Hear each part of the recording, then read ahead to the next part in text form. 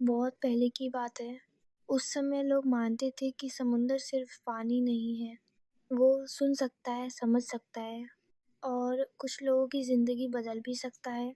कहा जाता था कि जिसे समुंदर अपना ले, उसे ज़िंदगी 2 बार मिलती है। समुंदर के किनारे एक छोटा-सा गाँव था। वहीं एक लड़की रहती थी आइलिन।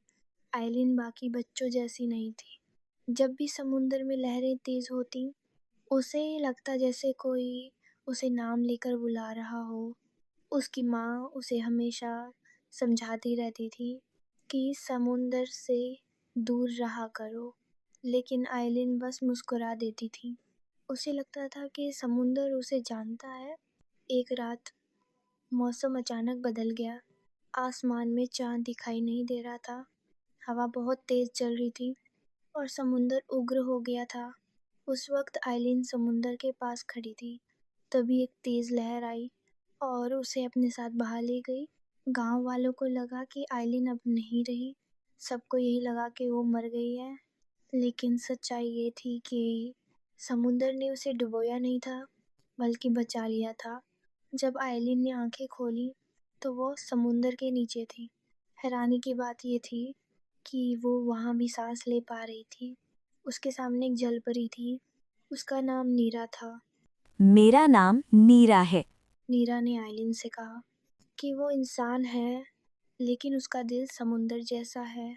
नीरा ने आइलिन की हथेली पर एक छोटा सा चमकता हुआ निशान बनाया।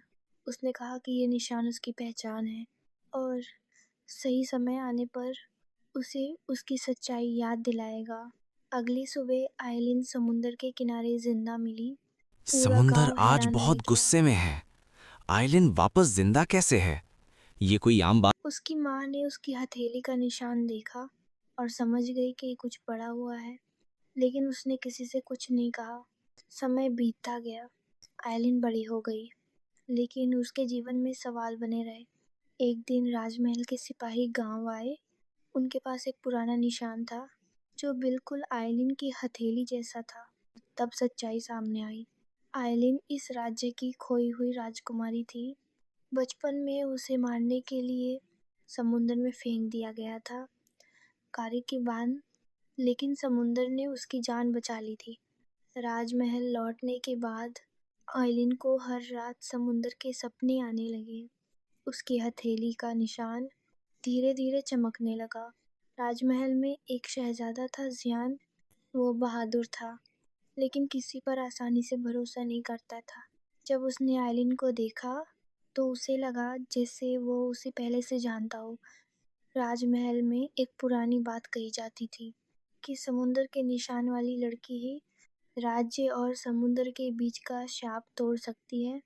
जब ये बात सबको पता चली, तो आइलिन की जान खतरे में पड़ गई। मुझे हर नहीं बार पता जब क्यों, उस पे हमला लेकिन मैं तुम होता, पर भरोसा करता हूँ। समुंदर और ज़्यादा जब तक उग्र मैं हो जिंदा जाता। हूँ, तुम्हें कुछ जयान नहीं ने होगा। मैं तुम्हारा आइलिन की रक्षा की। धीरे धीरे दोनों के बीच प्यार हो गया। एक रात पूर्णिमा के चांद के नीचे नीरा फिर से आई। उसने बताया कि शाप तोड़ने के लिए आइलिन को एक बड़ा फैसला लेना होगा। वो या तो इंसानों की रानी बनेगी या समुंदर की। आइलिन के लिए ये आसान नहीं था। एक तरफ जयान से प्यार था, दूसरी तरफ समुंदर से उसका रिश्ता। आखिरकार वह समुंदर के किनारे गई। उसने अपना हाथ पानी में डाला। उसकी हथेली का निशान तेज रोशनी में बदल गया। लहरें थम गईं। हवा शांत हो गई। शाप टूट चुका था। उस दिन के बाद समुंदर और इंसान कभी दुश्मन नहीं बने। आइलिन राज्य की रानी बनी और आज भी लोग कहते हैं कि हर पूर्णिमा की रात समुंदर के किनारे एक हल्की सफ़ेद रोशनी दिखाई देती है। वो उसी रानी की निशानी है जो दोनों दुनियाओं से जुड़ी हुई है। शहज़ादा जायन और शहज़ादी आइलिन ने एक दूसरे से विवाह कर लिया। उनकी शादी सादगी और प्रेम के साथ हुई। राजमहल खुशियों से भर गया और पूरे राज्य में उत्सव मनाया गया। विवाह के बाद जायन और आइलिन ने मिलकर अपनी ज़िंदगी शुरू की। दोनों एक दूसरे का सम्मान करते थे और हर फैसले साथ मिलकर लेते थे। आइलिन एक समझदार और दयालु रानी बनी और जायन ने हमेशा एक अच्छे राजा और जीवन साथी की तरह उसका साथ निभाया। वे प्रेम, विश्वास और शांति के साथ अपनी ज़िंदगी खुशी-खुशी गुज़ारने लगे। अगर आपको ये वीडियो पसंद आई हो तो चैनल को सब्सक्राइब करें और वीडियो को लाइक करें। अगर आप चाहते हैं कि ऐसी वीडियोज़ आपके नाम की भी बने तो कमेंट में अपना नाम ज़रूर लिखें।